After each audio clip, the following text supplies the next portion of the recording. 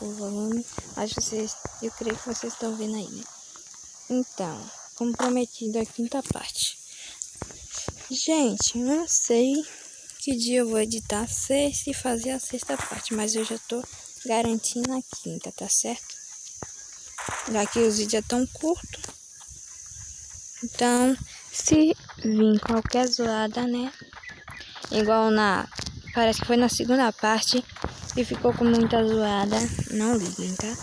Uma hora eu vou fazer, um dia, quero dizer, né? Para vocês, eu vou fazer um vídeo sem nenhum pingo de zoada, tá bom?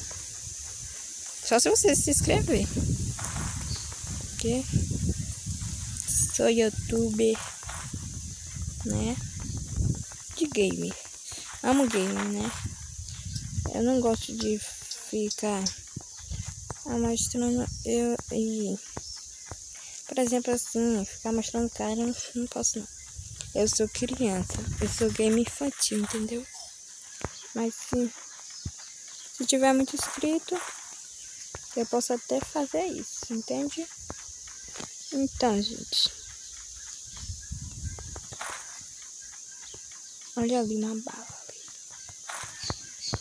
O ruim aqui na gravação, não é na gravação, é quando a pessoa testa o Free Fire, entendeu?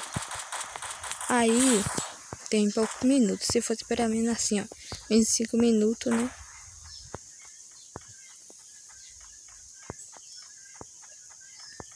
E sabe que eu não edito não, na mesma hora que eu caio, eu não corto nenhuma parte, eu não tô cortando nenhuma parte, sério, sem corte isso aí.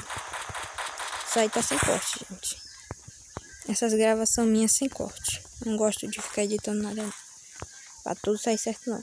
Eu mostro do jeito que eu gravo, né?